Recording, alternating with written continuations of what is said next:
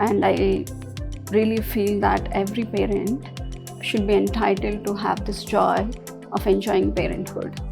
Yeah, the most difficult part of my job is giving that negative news to the patient is the most challenging part. So I didn't give them hope, they gave me hope in that because that was the case I'll never forget.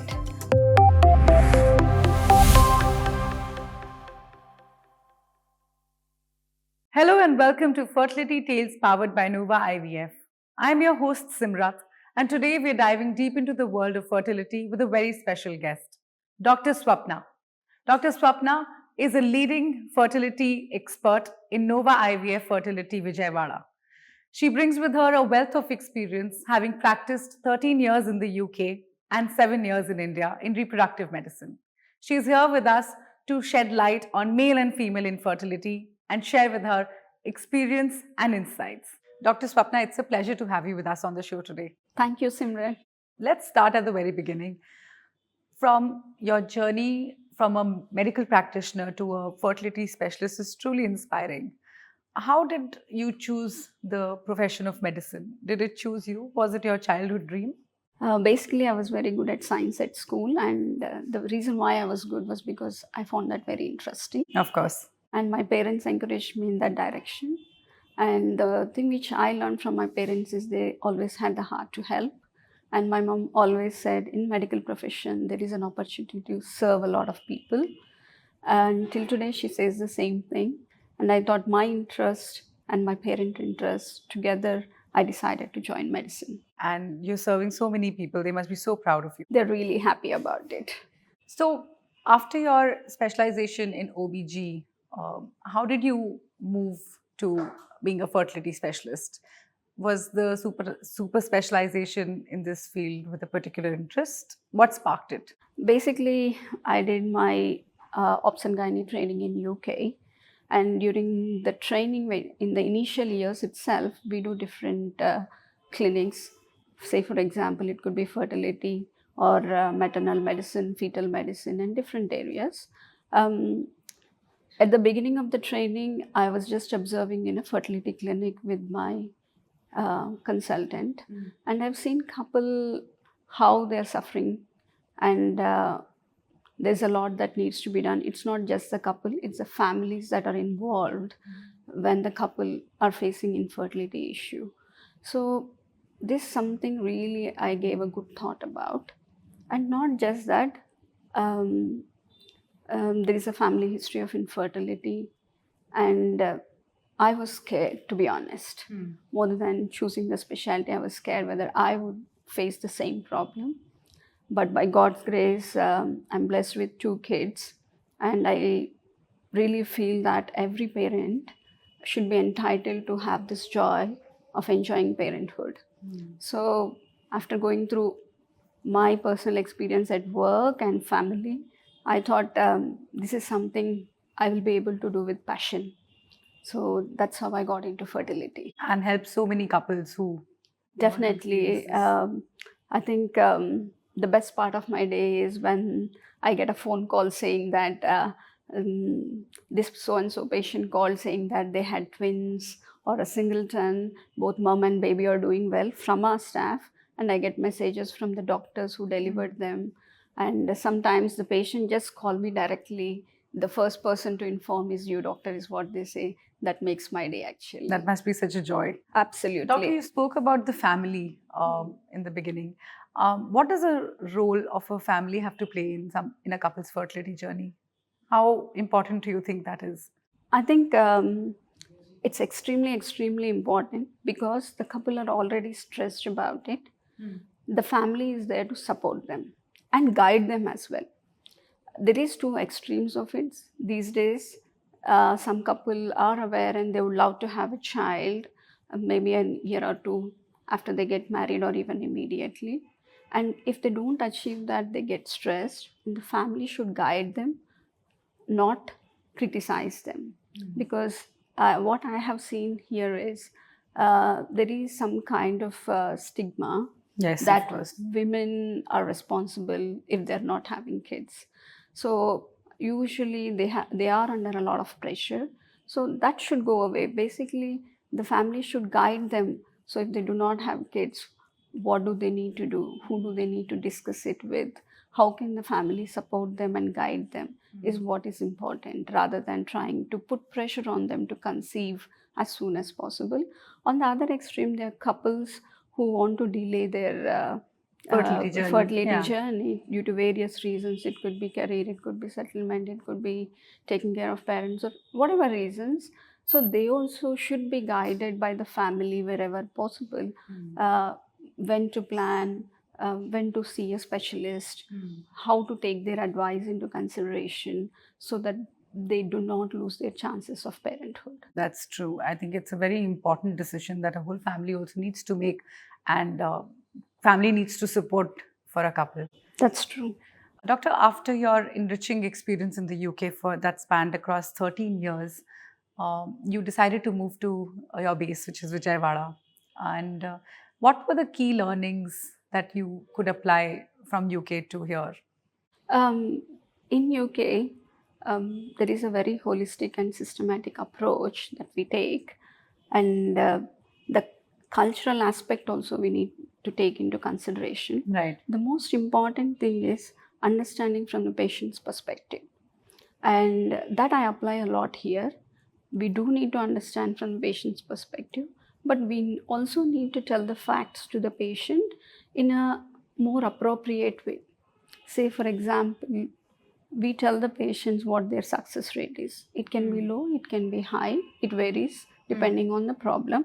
But the way we communicate with the patient is more important, so that they do not take it as a shock. That is extremely good in UK, which I have brought back here, making the patient feel comfortable before we discuss anything, but at the same time give them the facts. Do not give them false hopes. That's very So important. that's extremely Transparency is very important. important for a couple. And at the same time, what are all the options available, and what would be the first choices we recommend, and if they are not keen, what other options would work well for them. So we go through everything in detail. Some patients, in UK, they normally patients prefer it that way, but what I have observed in India is some patients are keen for us to make their decision on their behalf. Some patients, like in UK, educated couples here, they prefer to know all the options. Yeah. So we have to go according to what the patient background is and what the patient wishes are.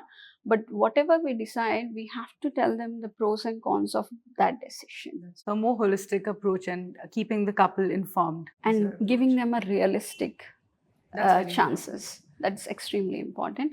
And the other important thing is we should not make them lose hope by telling every small thing. It can happen, but saying that and also giving them hope to move forward in their journey is extremely, extremely important. Basically, we have to be with them in their journey to make them feel comfortable and give that positive hope. And treatment part is very minimal. The emotional part, I think it's more is a big making up thing. the mind and counseling them to be able to, because you might be bearing some good news and bad news, and to be able to break it out to the patient must be quite a Yeah, the most difficult part Expertise. of my job is giving that negative news to the patient is the most challenging part.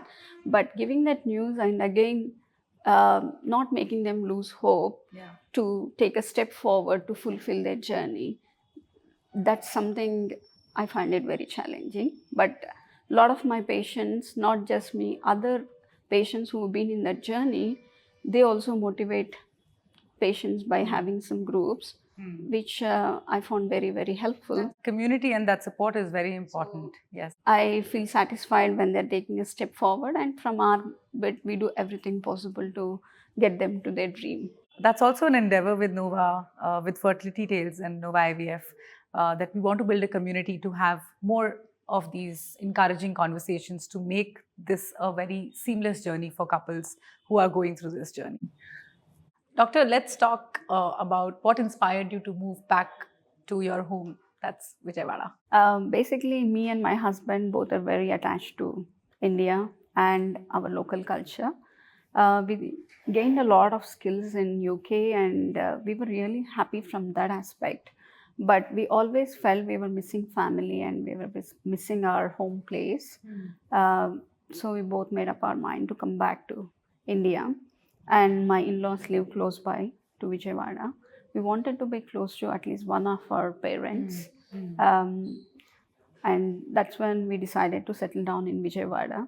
And I came across Nova, and I met the team from Nova at Eshrei in Finland. Oh, They were willing to start a branch in Vijayawada, and we were willing to move to Vijayawada. So both were similar. So I thought the main reason why we wanted to come back, not just missing the family or being together with the family.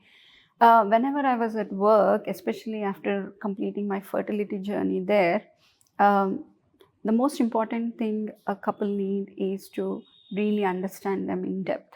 And I thought, given the cultural background that I moved from here to UK, my roots are from here. So the couple who are suffering from infertility, I can understand better if I'm here, and I can give them best when I serve here, is what I felt. And the same with my husband. So both of us decided to move back. And today I can see that I can uh, understand the couple better and support them in their journey. And that's what is helpful to a lot of couples. So that was the main reason, professional perspective, that we decided to move back to Vijayawada. and also apply all your expertise. And one more thing which I noticed is we have a lot of family here, and some of them were suffering from fertility issues. And a lot of them used to travel to Hyderabad or Chennai or Bangalore to have their treatments, which I felt was really stressful because couple are already stressed having fertility issues, and again going to a distant place, staying there and having the treatment adds to their stress. And sometimes they can't go, and because of that they're not having the treatments. So I decided at that time, if I go to Vijayawada, I can help the couples in and around Vijayawada to avoid the traveling and decrease their stress, because here in Vijayawada in Nova we are offering all the services which are available in any cities. So that way I feel really satisfied. Accessibility is so important. Extremely. Over the years, we've seen increase in infertility across the country and in the world. How do you think the incidence of infertility has changed in a town like Vijayawada? Infertility definitely is on the rise. Whether it's in Vijayawada or many other places like Vijayawada, I think it's mainly the lifestyle changes which is significantly affecting the fertility. So what are these lifestyle factors? These are unhealthy diet, lack of exercise, lack of sleep, too much stress, and obesity. These are the main things which are affecting fertility, and that's why fertility is on the rise. Not just these, but in men, if they smoking and the kind of work they're doing, is it a sedentary work? Especially the software engineers, where they have to sit all day and just work on their laptop. That does not help them at all. And sometimes there are certain jobs where they are very close to heat, that can have a significant effect on sperm counts. So all these things are increasing, and there is a lack of awareness that these are going to affect their fertility. We are trying to bring this awareness, but I think it's not enough what we are doing. There's much more we need to do. Also, there's a certain kind of taboo that is associated with male infertility, I feel. I mean, female infertility, anyway, it's a full stigma around infertility. But male infertility is just taken as a more stern objection to somebody accepting the fact that they could be infertile. And that makes it all the more difficult for the couple to emerge from it. See, that's a major difference I found in UK and India. In UK, both the couple come for consultation the first time.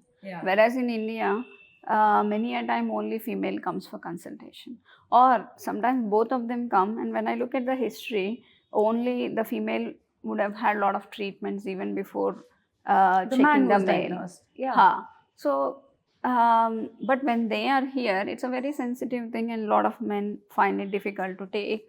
But we reassure them they are not the only one having to face this problem, and there's a lot that we can do for this. And just because the sperm count is low, it does not mean that it will affect their sexual life or their make you less general of a health. masculine man, or make you Huh. any less of a man. Yeah. So there are very few times that happens, but majority of the men with low sperm count or male factor, um, it doesn't affect any other aspect of their life, but they may need a little help in terms of conceiving and having a child. So trying to reassure them they are not the only one. There are a lot of people in this journey, and they are leading a very happy life. And what we also sometimes do is connect them with couple who face the similar problem, but we always maintain confidentiality. But some couples accept to speak to others to support them because they have gone through that journey. So that way we try to decrease that stigma and make it more acceptable, and then they feel very comfortable and go ahead with the treatment. Yeah, I think it's a more emotional and a personal journey for every couple to understand first and then put into action. Exactly. When it comes to starting their fertility journey, when do you think a couple should consult a fertility specialist? Basically, the couple, after they're married and once they decide to have kids and they've actively tried for 1 year, and if they're unable to conceive, that's when they should see a fertility specialist. But there are exceptions to it. If they know that there is some reason which might affect, like irregular periods, or if they're advanced maternal age or paternal age, they could consult a bit earlier. And speaking of starting out your fertility journey, what should a couple actually consider before going into a fertility clinic? What are the things they should know? So, the first and foremost thing is they need to know they are in the right fertility clinic. How do they know that is, of course, by word of mouth, some people get to know, but even if they don't know, once they see a fertility specialist, they need to have an understanding of what exactly they are looking for a fertility specialist. So that needs to be explained to the couple. What are the basic things that happen to conceive, and they need to be investigated. And where the problem lies is what they need to be told the couple clearly. And once they know what the problem is, what are the treatment options and how it is done in a very clear cut manner. And different levels of understanding are there for different couples. Some people may be very uneducated to very highly educated, and some people doesn't want to know in depth, and some people want to know every minute detail. Depending on what the patient's wishes are, we can explain them accordingly. So once they understand everything, then they feel comfortable with that clinic and the doctor as well, how approachable they are, how comfortable they are with the doctor, how much they can express themselves, whatever it may be, a small or a big thing. If the doctor and the organization is able to accommodate all these things, I think that's the right place for them. All right. And adding to that, what is a good fertility clinic according to you, and what should a couple look out for when they are going for a fertility clinic? Basically, right fertility clinic is where they are transparent. So they need to be very open about what the problem is, and they need to be ethical. And not just that, but they need to be scientifically up to date, and they should be doing up to date treatment to the couples. And also transparent in form of not just treatment, but in terms of cost as well. Because a lot of couple fertility issues itself is a stress to them, and if they are unaware of the cost and suddenly it comes as a surprise to them, it can be even more stressful to them. So being realistic with everything and giving them various options in adjusting to their requirements, that helps the couple. These are the main things that we need to make sure the couple are aware when they are at the fertility clinic. Doctor, in your experience, do couples come well informed about the fertility treatments, and what are the kind of misconceptions that they bring to you and you're able to address? So some couple are aware of the treatment options, fertility treatment options. Some couple are very confused The misconceptions majority of the couple have is the success rates of these treatments. So the success rates depends on their problem, and there is nothing like 100% for any treatment. But obviously the advanced treatments like IVF and ICSI have the higher success rates compared to IUI. But that does not mean that they should not have IUI. So it depends on what their situation is, how long they've been trying, and what is more recommended currently in that scenario. So some couple, they directly come and say we want to go for IVF because they think it might be 100% is what their perception is. But when we go through everything, then they realize it's not 100%, it can be 60%, 50%, or depending on their problem. Then they would like to rethink about their decision before they go forward. Just to understand, how does a couple react when you tell them the success rates? Initially, they might find it shocking, but we take them through what exactly we do during the treatments, and what can go wrong, why the success rates are not 100%. Is it just here? Anywhere in the world do you have any treatment that's 100% successful, or is there any specialists who are offering such services no matter how much the cost is? It's not available. So we tell that, explain that to them, but what we reassure them is it may not be possible in the first attempt, but they may be able to get this success rate in the second attempt or the third attempt. But what they need to understand is we do the IVF safely. Basically, the most important thing is safety of the mother. So as long as the mother is fit and healthy and able to go through this procedure safely, if they are not successful in the first attempt, they can go for it second time or third time, because a lot of couples are not aware of it. And some of them do ask me whether they can conceive naturally once they have IVF, or is it always an IVF? That depends on the problem. If it's a tubal block, bilateral tubal block, the only option for them is IVF always. Okay. But if it's some other reason like irregular periods, there may be an option to conceive naturally at some point. But just the chances of that happening may be very low. But they need to understand that once IVF is done, they can never conceive naturally, is what some people think. But it depends on the problem, not exactly all the time. That's interesting to know. Because the couple are under a lot of pressure to have the first child. So they want to go for the treatment sometimes, whichever gives them the highest success rate. And for the second one, they may want to try for a year or so before coming for fertility treatment. So whoever it is suitable to, I can ask them to try naturally wherever possible. Further talking about misconceptions, what are the most baseless misconceptions or myths that you would like to bust for couples who are looking to start out their fertility journey? So one misconception a lot of people have is, even educated or uneducated or low or high socioeconomic status, they feel they're a bit sensitive about which gametes are going to be used. Is it going to be the same gametes? Or not? Same couples gametes, I mean to say wife and husbands. So when they come here and when we suggest, say for example an IUI, it's a procedure where we transfer healthy sperm into the womb when the egg is released from the wife. So they are a little bit concerned how this sample is going to be handled in the lab, and whether their own sperm are going to be injected, will there be any mix-up. In good fertility clinics, there are robust mechanisms to make sure that we are using the right one for the right couple. And we can also use the most advanced one. Same thing for IVF. So when we do IVF, we extract the eggs from the women, and on the same day the sample is collected from the husband, and the healthy sperm are identified through various techniques, and the healthiest sperm is injected into the egg. And when all this process is going on, there is double witnessing.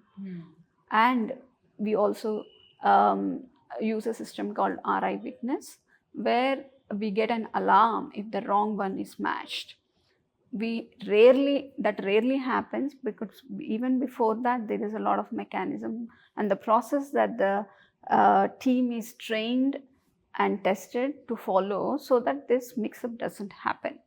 There's a lot of check and balance there. So even the family has a misconception that IVF means that they use somebody else's eggs and sperm, not the couples. That 95% of the time we use the couples only. In rare situations where there's no eggs at all or where there's no sperm at all and there is no possibility of that happening, then we offer that to the couple going for donor egg or sperm. Choosing an IVF clinic is a very important step for the couples. What factors do you think a couple should keep in mind before choosing an IVF clinic? So for a lot of couples, they come with a lot of hope when they decide to go for IVF, and they expect to have the best outcome. So where they get the best outcome depends on few important things. One is the specialist who they are approaching in that particular clinic, how experienced they are, how qualified they are, and what success rate they have been able to give their previous patients. Okay. This is one important thing. How we are able to get that success rate also depends on the good embryology team. So what is important in the embryology is, have we got a lab with international standards? Have we got well qualified embryologists? And what day we are able to transfer the embryos, that is third day of the embryo or the fifth day of the embryo. The standards are ideally majority of the time we should be aiming to do a blastocyst transfer, and ideally the less number of embryos we transfer the better. So it's a single or a double embryo transfer. By transferring one or two embryos, if we are able to give the success rate on par with international standards, and for example, in Vijayawada, our average success rate is around 65%, which is well above international standards. That tells us that this clinic is a good IVF clinic to choose. There are centers where the success rate can be higher than this or lower than this, but what kind of patients they are treating? Is it the younger age group? Is it the advanced age group that they are treating? So the success rate just doesn't depend if they go for IVF or not. What is the problem with which the couple went? What is the age of the female? What is the age of the male? And how long they have been trying to conceive? All these factors affect. So success rate should also be interpreted very carefully. So the center which has the right expertise to give the good success rate for their age group is where they should consider having their treatment. Okay. For couples who have just started their fertility journey, what would be your advice to them? So what I recommend is to keep things simple. The first and foremost important thing is the right age to conceive.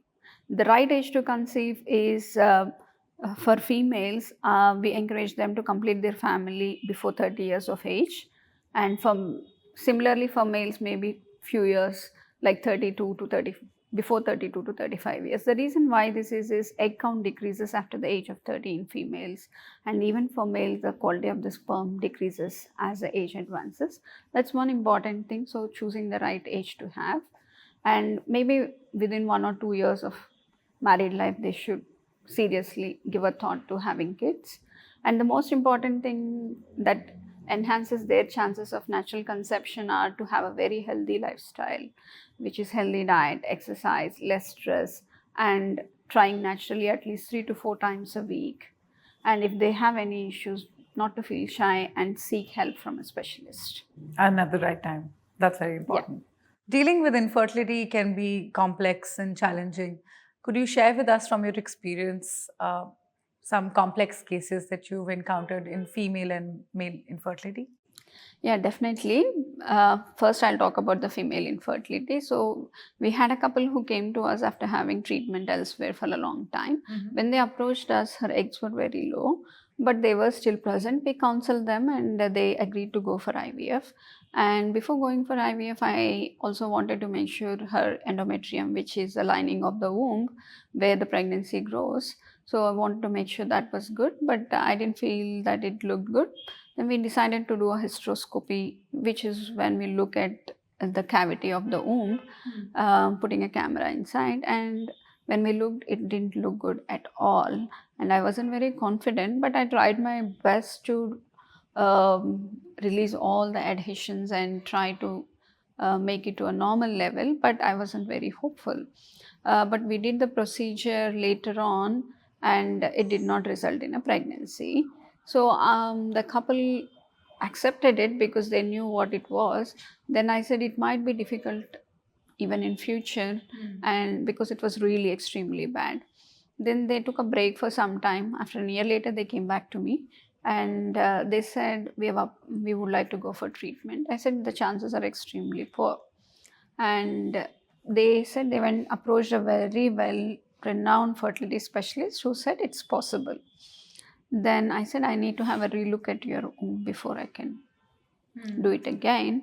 And then we went again and we released all the adhesions. And to my surprise, after the procedure, the endometrium became so normal and beautiful that we transferred the frozen embryos, and this couple had a lovely little girl. How lovely. So I didn't give them hope, they gave me hope in that, because that was the case I'll never forget. And coming to the male side, I think the male, they were under the impression there was no sperm in the sample, and they were under the impression that they cannot have an offspring using his own gametes.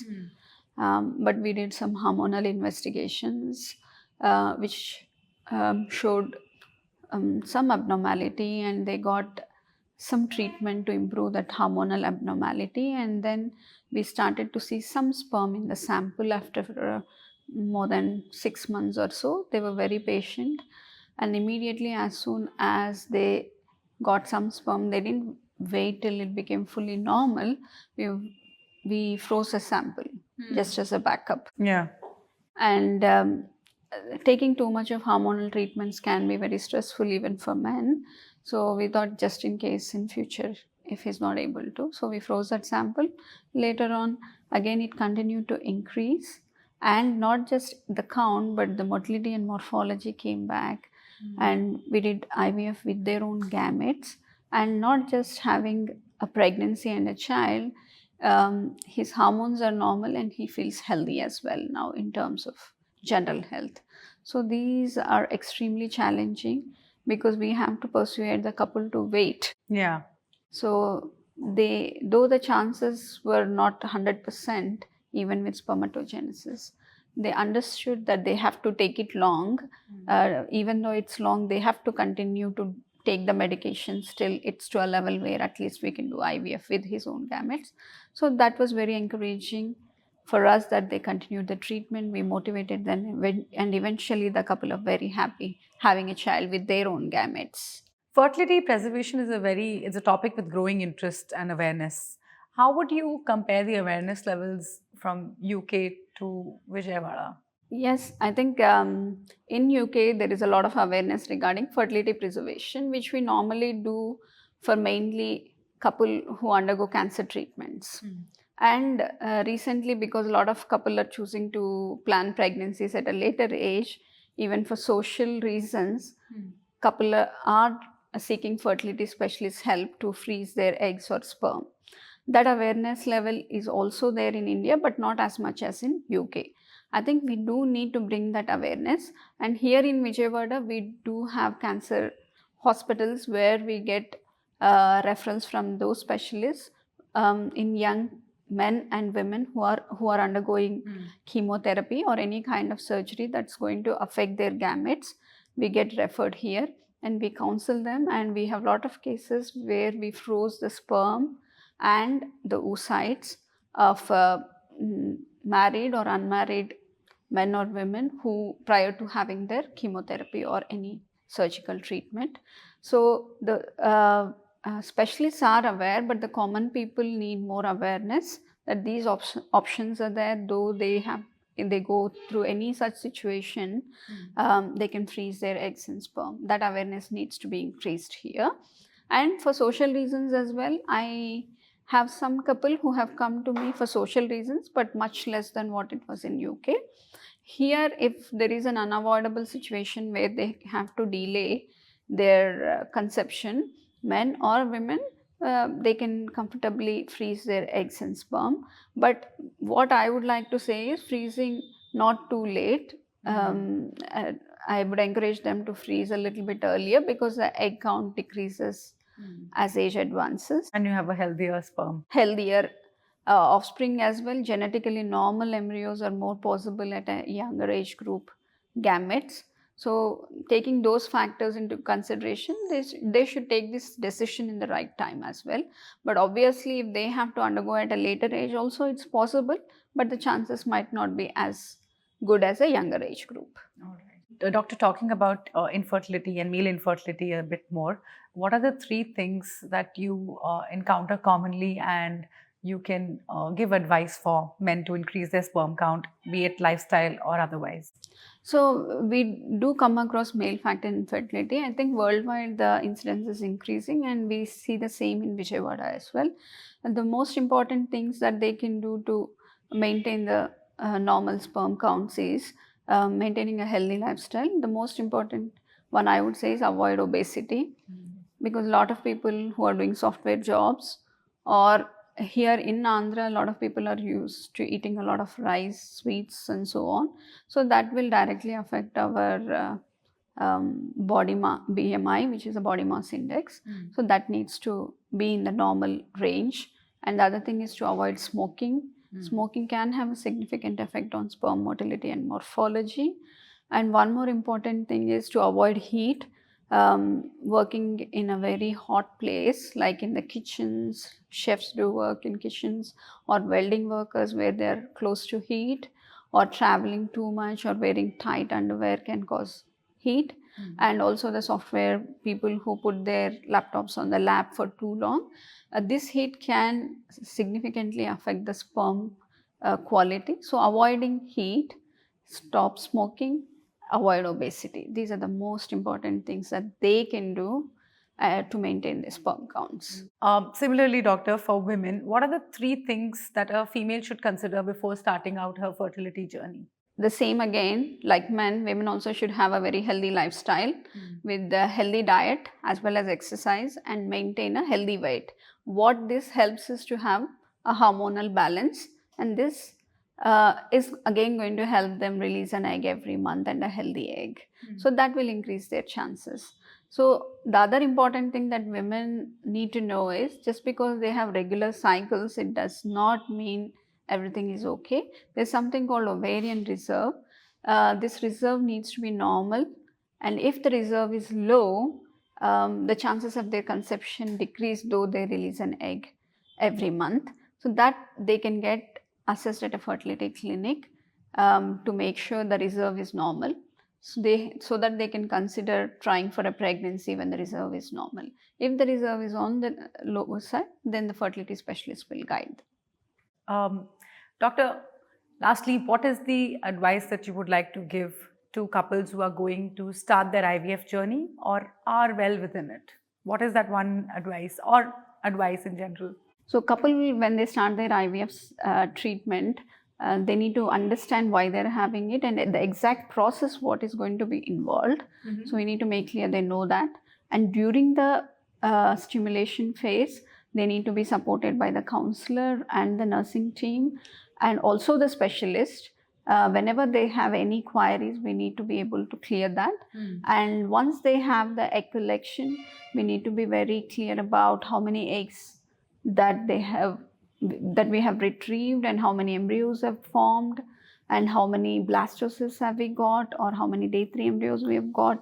All this need to be clearly told to them, and if there is if it is any different to their expectation, we need to support them to understand that.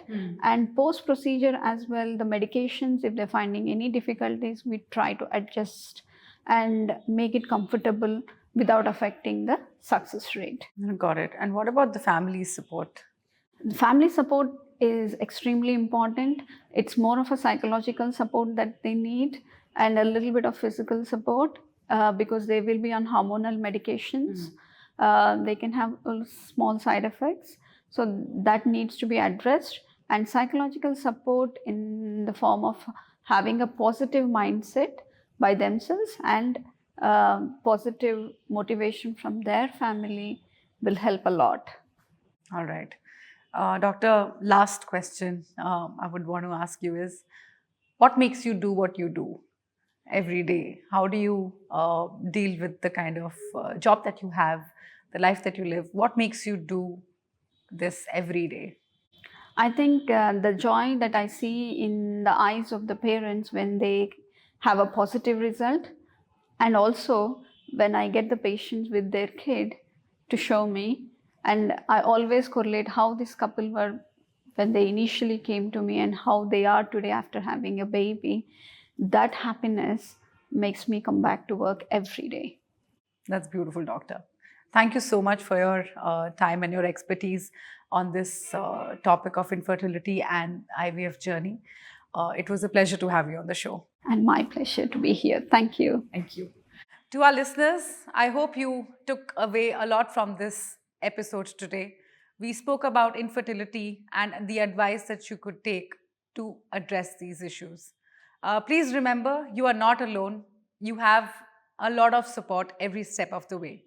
Don't forget to like, share, and subscribe to Fertility Tales powered by Nova IVF. This is your host Simrat signing off.